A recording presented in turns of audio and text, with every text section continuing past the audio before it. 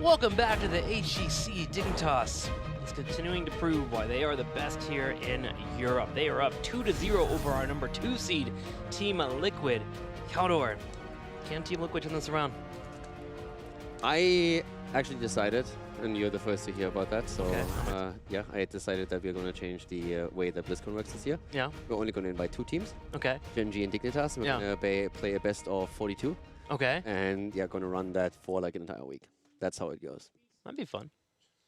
What is that, like 10 games a day? Yeah? Yeah. Yeah, that'd be good. So like 2 teams going up against each other. It's going to be like the mid-season brawl finals. Opening week. Not surprised, by the way, that you didn't ask me how the 32 comes to pass, because that actually doesn't work in the best of, but okay, no matter what. But when you throw out numbers, man, you just got to agree with it, you know? Yeah. You don't ever fight that kind of stuff. 42 is the answer to everything, as we all know, so that's where that comes from. Thanks for asking, thanks for playing, I appreciate it. There was a movie with Jim Carrey about that, actually. Let's go ahead and go into battle. There's also a book. The movie's better. Get out. Like, it's the truth with all movies. All movies are better than the movie. Can we please get a replacement? That was the final straw. I am done. I just think I think that was actually 23. That was a movie name with Jim Carrey. It's not even close. Dragonshire! Yeah, I'm like, I don't think that Jim Carrey plays in that movie, but even that's just to mention that the movie's better than the book. It's like the one scary movie that Jim Carrey did. Like, he had 23 tattooed all over his body. He was like a savage. It was weird, man. Why 23? I think it was what does 23 I think it had to do with like religion and stuff. Not to get too deep into it, but like it was like a number that was like the answer to all problems. No, that's still 42. Might be. Sure. What do you mean might be? That's proven. We have a book about it. All right. It's a guide. I'll have to check it out. Yeah, you should. It's your kind of humor. You have no idea what you're talking about. I don't. That makes I have no knowledge whatsoever about this number 42 and it being the answer to problems, but I'm willing to commit to learning about it. But you heard about Hitchhiker's Guide to the Galaxy. Yeah. Okay, thank God. Dude, I actually played that game, the text-based game. Have you played that one, the early rendition of it? I've seen I had it installed once on an old one, but yeah. By the way, like what I'm working with here, like this guy, for all the knowledge he has about like new video games that comes out and some movies that are out there, he has zero clue about anything that is remotely nostalgic. Monkey Island?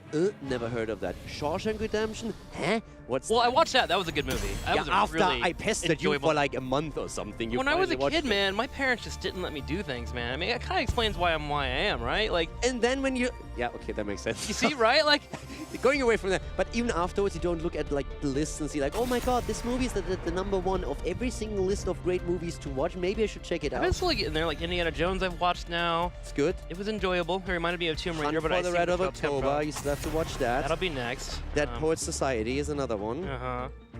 Oliver and Company. Yeah, and also more Dignitas games, because they are always a classic. They are always a classic. That is true. As we have Maiev and Yrel Bandal. Yrel typical on Dragonshire. What is segue? And Braxis Holdout. That was a good one. God. Gosh, you're just so good at your job, California. When we all grow up, we want to be just like you, man. That's the reason why Blizzard hired me. They're like, you know, we need a guy that can create a couple of segues out of the most impossible situation. And I was like, who could we come up with? So yeah. All right. Yrel banned out by Team Dignitas, actually, for Dragonshire. The reason being pretty simple. Team Liquid has first pick here. So some people might ask, why would Dignitas ban their most played hero on the map out themselves? And the reason is simply that with them not having first pick, they're afraid that Liquid picks it away from them. I'm not even quite sure if that would have happened. But still, we have the Haka now taken for Liquid as they have that available. Noteworthy that there's a couple of heroes that have not been banned out. Diablo, not the same priority on Dragonshire as there's in other maps. Still likely that he pops up. There he is.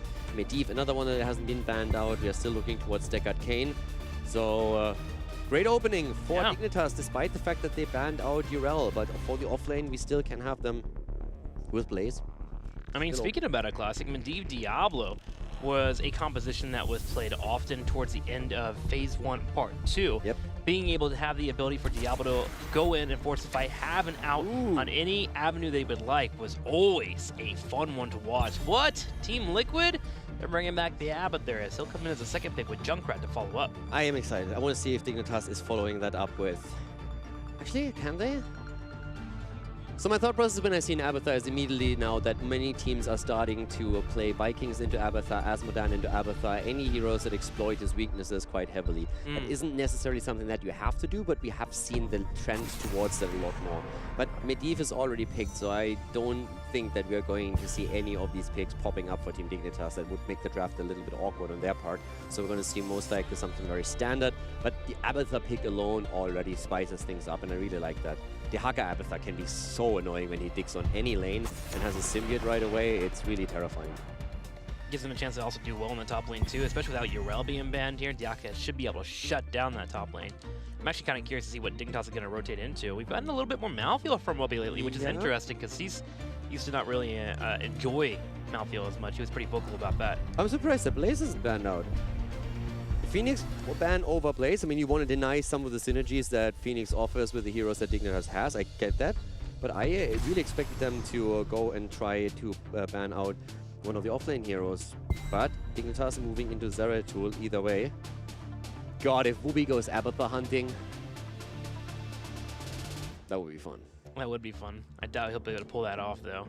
Yeah, I doubt it too. Like, oftentimes darn forts, man. When you're really, yeah, first of all that, and also when you're starting to invest a lot of time trying to search for Abathar and trying to hunt him down, oftentimes it's just time that's not really worth it in the big scheme of things. The only way it's worth it is if you are doing it as Nova, because that's the only way she can be useful as a hero. That's hunting down Abathar. I heard that actually, yeah. Yeah. So if you ever do pick Nova, make sure it's into an Abathar. Karazim and Muradin will be that 4th and 5th pickup. Team Dignitas waiting on the support here on the right. What support are they looking for here? Oh, we haven't even seen the old man yet. Yeah, That surprised me more so than anything else. Good old Deckard isn't here, but with that setup, I wouldn't really blame them if they go into even a mouth. But Deckard Kane, still a bit too strong. All right, Zeratul for the top lane.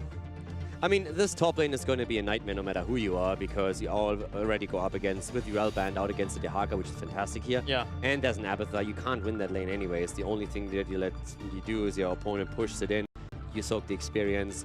You're just basically a soak bot at the beginning. There's nothing worse that you are thinking, okay, I can win my one-on-one on the top lane, you engage in a one-on-one, you nearly win it, and all of a sudden that symbiote pops up and you're like, and I'm dead. And now I wait. Shouldn't have been there in the first place, and now I have to back off again. So. I also really enjoy when we have an Abathar come in. Occasionally, right, when you're able to switch into your draft to make sure that you're picking up heroes that bode well with him, and that's going to be true here with Karazim, Dehaka, and of course Muradin as well, being able to jump in that back line. Would have been the full chair at the top if maybe we got a Greymane or something there instead of the Junkrat, but Junkrat's obviously here to bring out that wave clear. But I always enjoy that. I honestly also really don't want to have Lightning Breath. I know you talked already a bit about potential synergies with Medivh, but now we have a VP, we have a potential Leyline, we have an APOC, and APOC into Arrow as well from Hanzo's side. I really want Apocalypse here. Well, let's go into it here. On the left side, in the blue, Team Liquid. Hasuwabs on Abathar, Eternal on Dehaka, Sport Billy on Muradin, Arcaner on Junkrat, and Nurok to deliver a few punches with Karazim. And to the right side, Team Dignitas with Wubby today on Zeratul. Going full old school here. Snitch finds himself on Medivh. Poik on the range damage. Hanzo for him once again with JPL rocking Diablo, and Deckard Kane played by Azalea. Team Dignitas, ladies and gentlemen, currently playing like they are from a different planet, as we said last week already. Search for the aliens is over. We found them. What? You're still sold on this. Yes, I am. Dude, look at how they play. This is the #1 going up against the #2 in Europe right now, and Team Dignitas is just slapping Liquid around. You can't tell me that these guys aren't on another level. I think you just secretly hope that aliens are real. What do you mean? Oh, I know. I work with you every weekend. That's true. That is a good point. You're from a different planet than Dignitas, but you're definitely not from this one. Tongue straight on top of Hanzo. Poik. Oh, he got the natural agility. Sport Billy came over, was trying to cut him off. Azalea was there to block any type of attempt to do that. Dignitas is able to survive. What would the planet that Dignitas is from be called? Got Good? God, good. I like Wowie Planet. The Wowie planet? You know, everyone there is just always excited and happy. They all wake up with perfect hair. Fair enough. Doesn't quite explain the skill level, but okay, I'll take it. And how it's powered is they took all of Wubby's emotions. And that's why he's the way he is. It took his soul. He sacrificed for He the greater sacrificed good. his emotions for the rest of the people on the planet. That just reminds me of the Fnatic boy band video where he just stands in the background, never says a single word. Just Did I tell you what happened when I hugged Wubby? Please go We ahead. grabbed dinner after the Western Clash, and I was saying bye to all the Dig folks because they were all going to sleep. They had flights the next morning, and Wubby was the only one that I hadn't hugged. And I actually haven't talked much to Wubby. So I walked up and I was like, I'm going to give you a hug. Bye, man. Thanks for hanging out with you. And he kind of like halfway gave me a half hug with one of his arms. It was like, thank you. And that was it. I didn't know what to do with that, right? Classic Whoopi. Oh, brutal. What's also brutal is that Whoopi actually died. Whoopi just got taken out. That's the Haka together with the Abathur that you have there. So we had a kill against Zeratul here. And all Whoopi stories and the lack of emotion aside, we actually see Team Liquid coming out onto map number 3 with a bit of a first blood here and some pressure play. Now, Dignitas is 5-0 on this map. Actually, sorry, they are 3-0 on this map, and Team Liquid is 4-0 on Dragonshire. So both of the teams are still undefeated here. It's definitely one of the better maps for Team Liquid. Dignitas picked it, though, with the confidence they have here. But the early game, at least for now, is going a lot better for Team Liquid than the previous few maps did. Yeah, that top lane's gonna be really annoying for Zeratul. I mean, you have Abathur mines all over the place too, so you can't even sneak around and soak safely. You're just cleaving the waves, and you can't really do much until you get Wormhole at level 7. So you're gonna see him doing his best just to dance around, but you can usually expect a couple of deaths if you're Zeratul running against that lane, especially against the Abathur hat. But hang on, another death might happen here as Snitch is the next target. Team Liquid coming out to fight here in game number 3. Coming out swinging, the reset also on the stack progress for Medivh. But we talked a lot about the synergies that Team Dignitas has here with the Void Prison, a Hanzo Arrow, and even the Leyline Seal into the possible Apocalypse from Diablo that we could see here. Let's talk a bit about Liquid. We mentioned earlier how Abathur really offsets the power battle and struggle on the top lane in the one-on-one situation, that you basically cannot win that lane anymore with Abathur helping out with the Symbiote. That's not the only reason. Why was Kerosene picked? There's 2 reasons for it. First of all, we have a Diablo on the other side, where with the 7-sided you can put enormous pressure onto him, especially if you can isolate him with a Junkrat and have him completely alone. That 7-sided is a huge threat to JPL. But most importantly also, if you have an Abathur hat on top of Kerosene, he becomes an absolute monster jumping on heroes like Hanzo. Just puts out so much damage so quickly, and then you have the hat down on top of that. I mean, typically in a quick 1v1, if you have that Iron Fist, you can shred Assassin. Speaking about shredding, Thernal will be the next target here for Team Dignitas. 4 come to the top lane.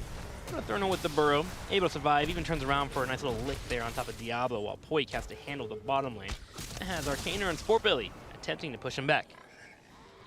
7.5 on both sides, 2 kills against Team Dignitas, but still even experience for the 2 teams here. Liquid definitely showing some signs of life though, and I'm really liking that. Zeratul at the top lane, again in trouble, and Whoopi is barely surviving. Mainly because Abathur apparently was not ready with the cooldown on the Symbiote to go in for another Spike Burst. So that could have delivered another kill into the hands of Team Liquid. But as it stands, Dignitas is able to retreat with Zeratul and wait to fight another day. And let's not forget, the whole comp comes online when level 10 hits, and then it comes on hard. Exactly. Zeratul might be getting bullied in the top lane, but use that as a source of power. You just remember all those poor trades that you have in the early game. For you to move into the mid game, set up with that VP, set up for that combo, and then of course late game, ditch out the damage with that cleave build, finally completing. Dignitas on the other side of the map though, just working on trying to get some damage, and ooh, maybe even getting a kill on Sportbilly here. He goes for the dash, here comes the portal. Will Team Dignitas attempt to chase it? They are, but the big mine from Arcaner may have, he gets away. Sportbilly actually gets out of that fight. Yeah, and Diablo's gonna die. No. No, he's not gonna die, not yet. Eternal takes a bit of damage here, but Arcana with a great mind there. I just imagine that Whoopi, every single time he plays, has a list right next to him in a little notebook where he puts down names there for people that annoyed him in the early game so he can destroy them later. Like and the he guy kicks them Madison. off. Dragon Knight taken regardless, perfect zoning here. Even Abathur on the minimap, just look at the bottom. He tunneled in, trying to get that altar, sorry, the shrine, because they realized how Dignitas' position was set up to get that particular Dragon Knight. And even with Liquid getting these kills, Dignitas has that lean experience. They go for Arcana, the punt, and down he goes.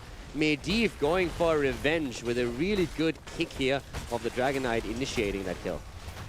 Now that fort will be the next target for Dignitas. They land 10, and it is going to be that VP and Leyline Seal. Leyline Seal coming out straight for Abathur. Abathur actually doesn't step forward and just goes for the straight burrow. And the Slug just stands there. Gorgeous out on the ley line, but that fort in the mid lane is still history. And with the level 10 now in play, we are seeing Dignitas with the Apocalypse as expected. And they are going to go for this. Already the heroic ability is giving them such a power spike here that Liquid doesn't have, that the second fort falls as well. That game, again, snowballed quickly. All it took was for Dignitas not even to get a kill. They just moved in and took a Dragon Knight, zoning out their opponent in the mid lane and having a smart rotation around the two shrines. Yeah, you're going to be really happy about that. JPL actually goes in for Murden. He'll be the next target. Full CC train here. Riptire will come out and put some damage in, but Dignitas does not mind. Heals already popping afterwards, and Team Liquid will now have to give up their Giants. It's amazing how strong Dignitas is. It's really crazy. We sometimes find a few things that we can nitpick over. We were like, yeah, that could have been a little bit better, but it's just really nitpicking on such a high level that it's nearly ridiculous to even mention it. Currently, they are playing so incredibly well that no other team, at least in Europe, can hold a candle to them. And it just shows over and over again. If anything, then they sometimes maybe defeat themselves because they... I don't know, do they take the games lightly? They don't really, but against Granite they dropped one, they didn't get the draft, they tried to play in a Zibo Liming composition that didn't work out for them. But it's just incredible how dominant this team is currently in Europe. And again, with games like these and matches like this that we're watching, I just cannot wait to see how they're going to perform at BlizzCon against Korean teams, against Gen G, and against also, of course, the rest of the world. I can't wait either, but I still have the imagery in my mind of a team walking up to Team Dignitas with an actual candle and Dignitas just blowing it out without any issues after you stated that. Or just picture Twimpy walking up with a little candle and Snitch just blows it out. Because Dignitas has been that quick to extinguish any flame that any team brings near them. Sure, you do get the moments. You mentioned Granite Gaming last week with the one game, but... It just feels that every single time a team gets a bit of... I don't even want to call it elite, but every time a team has some kind of moment in the game that gives them some hope that this might be different, it just takes them a minute and then they just... Look at this game. Team Liquid had 2 kills, and next thing you know, Dragon comes out, 2 forts are dead. And that is exceptional for the first Dragon of the game. And all of that was even without a kill at that moment in time. So now we're having them 2 levels ahead. Liquid had a great early game, and we talked about level 10 abilities coming online. But even before level 10 was there, they get the Dragon Knight because of superior positioning in the middle of the map, because pushing them, the opponent back opened an opportunity, took the Dragon Knight, get 2 forts, are 2 levels ahead, and now we have the heroic abilities in play that offer all that synergy that we highlighted from the get-go would be when they actually come online with that composition. So Liquid is now up against a team that comes into their own. There's an arrow coming through at the top. 7-sided against JPL is negated. Leyline, kind of negating the Apocalypse. That could have been a bit better. But Sport Billy still has to retreat, and that Riptire is very unlikely to get a lot of value. But Team Liquid did survive, so they're trying to lock down Team Dignitas in the top side. But in the middle, the Dragon has been picked up, and he is flanking. Exactly. Dragon Knight is taken again, and now we're seeing them moving in even further. Starting to take the last fort down 10 minutes into the game. It's brutal. It's honestly brutal. Dignitas is just looking so strong. Abathur in the bottom. He is just starting to move. Okay, Medivh just coming down here to soak.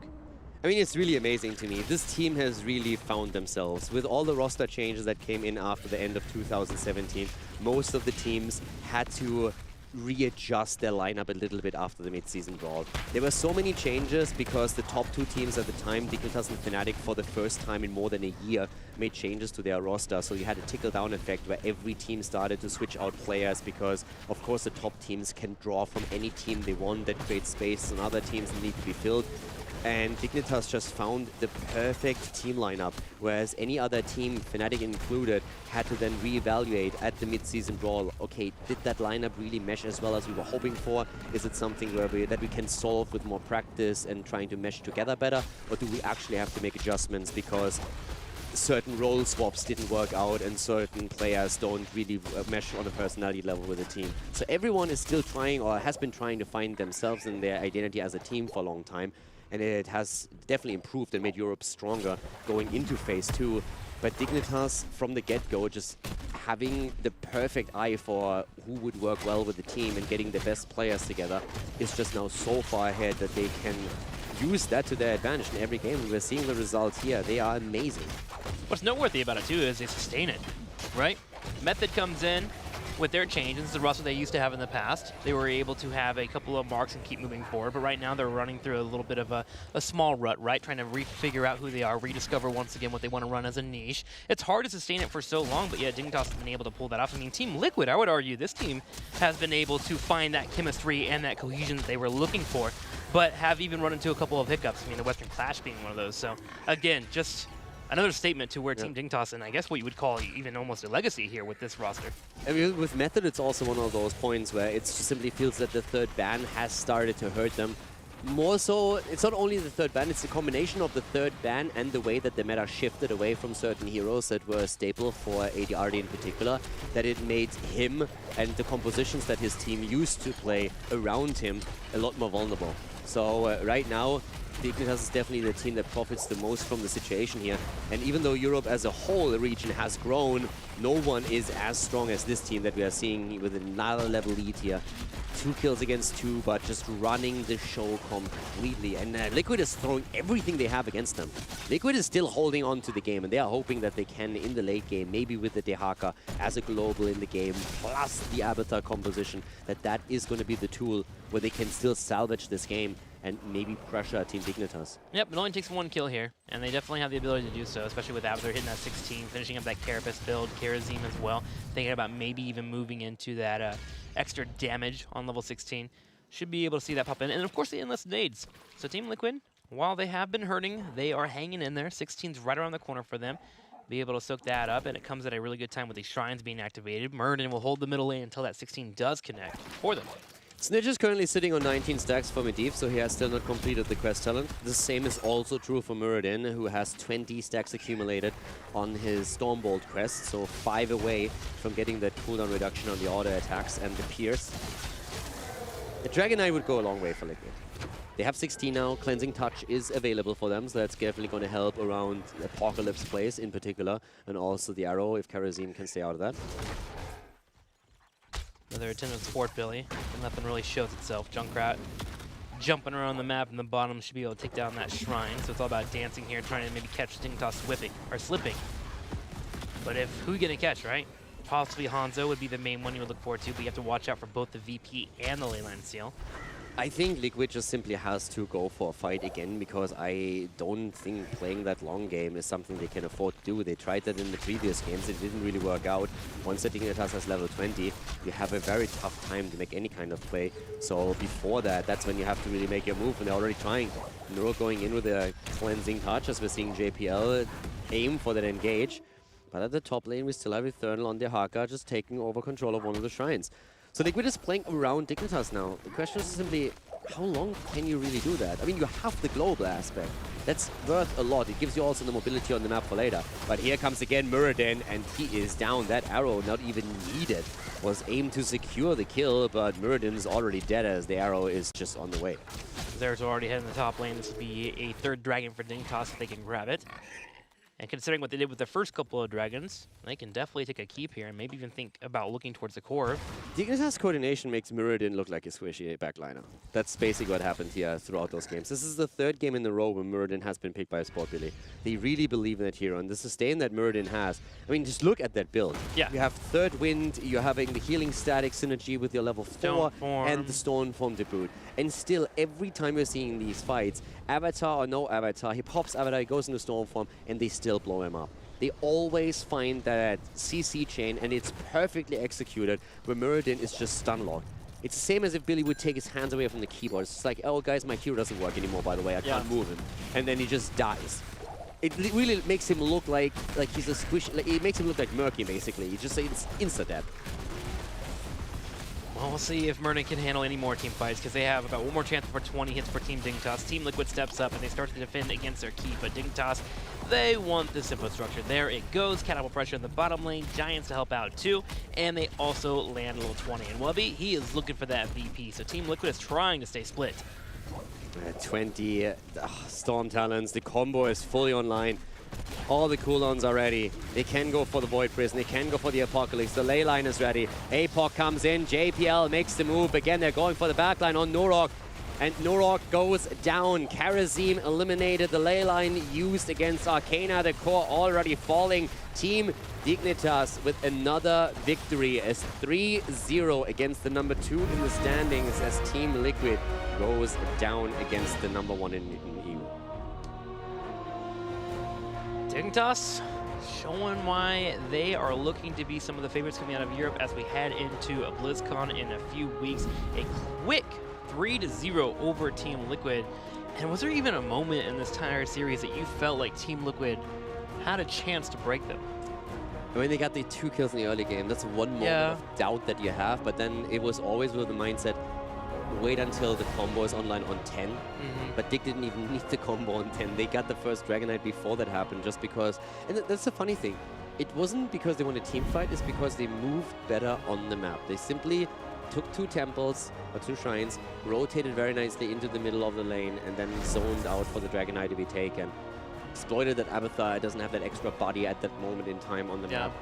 And this team is just insanely strong. It came to preparation, prepping the lanes, right? Zeratul, we mentioned a couple times getting picked in the top lane, but that was due to Karazim rotating up there. You would have the Abathar hats there, and so suddenly now Dignitas says, okay, well, if we have our Zeratul constantly being picked off, let's just open up the turrets in the middle and the bottom lane. That's what resulted them into taking those forts later on. So again, it's that trade-off that Dignitas just always finds the upper hand on. It seems like a scale just can't be balanced against them. I'm already thinking really about setups for BlizzCon, and I want to see, for example, are we going to see a bootcamp for Dignitas? I mean, the question to that, the answer to that should be yes. Question is, like, where do you bootcamp? Because we're now getting in that interesting setup where, do you go to Korea for the bootcamp? Do the Koreans, as back then they were talking about at some point, go to Europe for the bootcamp, or does everybody just agree, okay, we're going to meet in North America early? Because we had a couple of events where the European teams would go to Korea first, would bootcamp there, and then go over to North America. And it's always that weird thing where you have to deal with 3 time zones that you hop through. Does that have an effect on you? Can you really space that out in a way that you can always adjust to them? But yeah, that's going to be incredibly interesting how that's going to work once that BlizzCon is around the corner, because at this point, this is what I really want to see. I want to see Dignitas go up against the best in the world. I want them against Gen G again. Let's just do a show match. Let's ask Josh. That's the 42. Let's make it happen. Dignitas gets a 3-0 today, and we're going to be interviewing them pretty soon here to get a feel of how they felt this match went for them. For me on Team Liquid side, again, I mentioned it in the middle of the broadcast, but a little bit disappointed. I was really hoping that I could have a little bit more fight. Granted, it is against Dignitas, but I want to see a couple more teams be able to start moving towards that area of being able to compete at the level of what Dignitas can show here at the HGC. And with them having such clear showings over both Roll20 and Granite Gaming, kind of missed out a little bit today. But let's go ahead and stop focusing on that. Let's go ahead and go over to Snitch from Team Dignitas. Snitch, congratulations on your 3-0 victory on Team Liquid today. I got to ask you, was there ever any concern? It felt like you guys just ran through the motions today and really shut them down. Yeah, I think we played really solid today. I was a little bit nervous personally. I feel like my performance recently has been a bit poor, but I'm glad I was able to step up today and we were able to perform. You guys definitely performed there. With that being said, Team Liquid, another mark of taking away another big team here in the HGC. Is there anybody that you are afraid of in the next couple of weeks? We only have, what, 2 more weeks left for you guys to play before we get ready for BlizzCon. Is there anyone that can beat you guys or even is scary for you? I mean, I think we need to look at a lot of the other, top teams. We still got Method and Leftovers left. They're obviously big contenders. Like, there probably are 2 strongest opponents left, so we need to keep an eye on them. I think both teams have looked, solid throughout some sets and a bit shaky in others. So I think just remaining confident, playing what we're good at, we should be able to have a confident series against both. Okay, over to Caldor. Biggest question for me, are you going to beat Gen G at BlizzCon this time? I mean, I keep saying Gen G didn't even look good at the Eastern Clash. It was like, whatever. Like, they didn't drop a game, but neither did we. And I think we did it better. So honestly, easy BlizzCon. All right. Thank you very much. That's all I wanted to know. Thanks a lot. That's simple and easy. Honestly, man, is there anything that you want to say to your fans or anything about your team right now? Because we're starting to run out of questions. You are doing so well here in the HGC, and we're proud of you. And you continuing to sustain through. But is there anything that you want to tell the people at home that continue to cheer you on? I mean, like I said, I think I was a little bit nervous going to this series, but I'm really appreciative actually of my teammates and how supportive they are, even when I feel like I'm not playing at my best. I feel like I've been slumping a bit since coming back from the whole Clash thing. but they've been really supportive during this time, and I think I'm glad I was able to deliver a stronger performance today, especially for the fans. There are a lot of people, saying that I'm feeding, that I'm boosted, but I know they don't really mean it. Like I know they're one being person? supportive, really. But it No, you'd be hurts when you hear surprised. it. When one person says it, it's like, oh, that Yeah. hurts. Okay. Yeah, I mean, I've never been too good at dealing with criticism, I guess. But With that in mind, I'm glad there are fans supporting. do you have something to say to Shrimpy? Something to say to Shrimpy? I barely know who Shrimpy is, dude. 5 games against leftovers? Whoo! Fnatic, still looking shaky, but maybe they can clutch BlizzCon. Awesome, Snitch. All right, buddy. I'm going to go ahead and let you go. Make sure to get your Wowie in for the shoutouts. Floor is yours. Shoutouts to my team, shoutouts to Team Dignitas and our sponsors, and all of our fans watching. Wowie for our dig squad. Thank you very much for tuning into the HGC, and we will be back next week. Quick and easy today. Dignitas getting a 3-0 over Team Liquid. Just really showing why they are so strong here in the HGC. Looking forward to the next couple of matchups. As mentioned, Method and Leftovers will be in the way as they move towards BlizzCon, but shaping up to be a great BlizzCon 2018 finals. Yeah, definitely. I mean, there's very little to say. I hope that we're going to see the same level of play on an offline event then, because, I mean, some people were a little bit shaky in the past. Not Dignitas at the Western Clash, so it didn't really happen there. But we've seen that every now and then that a team is performing extremely well in the online environment. They make the transition over into an offline event. All of a sudden, things just don't flow. I hope that we don't get any issues, any problems there, but I don't see anything coming. I want those teams at the best they can be, the best shape of their life, and I just want to see those games. I'm very excited and happy for Europe getting a lot more competitive and stronger as a whole in general, but Dignitas is just on a different level right now. Might change at some point. It seems that Fnatic is currently improving. Leftovers are always improving. Team Liquid is still going through a few changes with their drafting and everything, but also against any other team, they're currently looking a lot stronger and a lot more solid. What I really want to see from them is more consistency, in the sense that I don't want to have these moments anymore where they go to an event and all of a sudden, like, they go out in the first round where all of a sudden they have like a 3-week slump or something. Show me a bit more of that consistency in the long run, where you can keep with a stable, not only composition in terms of players and which role they play, but also who drafts and who shot calls, without having to make adjustments there. And I think they're on a good way, on a good path. I still feel that the European teams outside of Dignitas need a bit more time to catch up to Dig. Because let's face it, Dig is currently at this moment in time the longest standing roster in Europe by a lot. Their changes at the end of 2017 after BlizzCon, after we had the roster apocalypse in Europe, worked out perfectly, and that gives them a huge experience advantage as a 5-man that other teams in that setup don't have yet. But we're seeing them getting better, but right now nobody can really attack Dignitas yet. Well, a team that was looking to attack Dignitas is currently in a weird spot where they're trying to refine who they are, and we'll be seeing them play again, actually, after this commercial break. It's going to be Method taking on Roll20. We'll be right back. This is the HGC.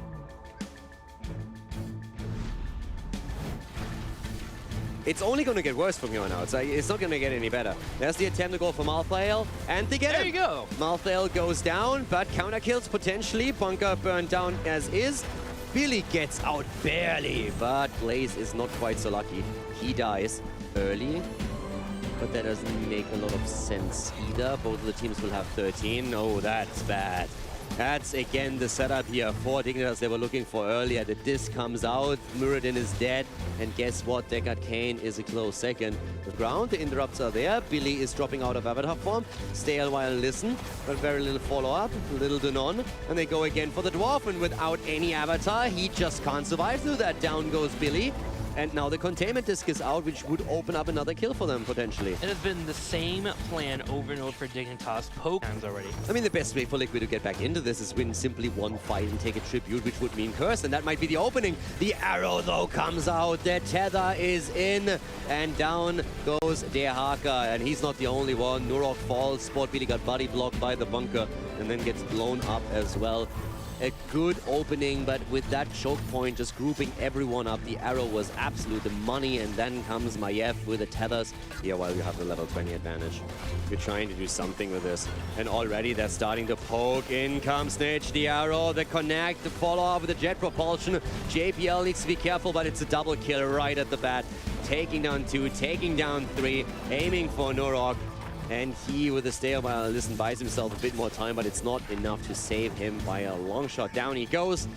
So Liquid is playing around Dignitas now. The question is simply, how long can you really do that? I mean, you have the global aspect. That's worth a lot. It gives you also the mobility on the map for later. But here comes again Muradin, and he is down. That arrow not even needed. Combo is fully online.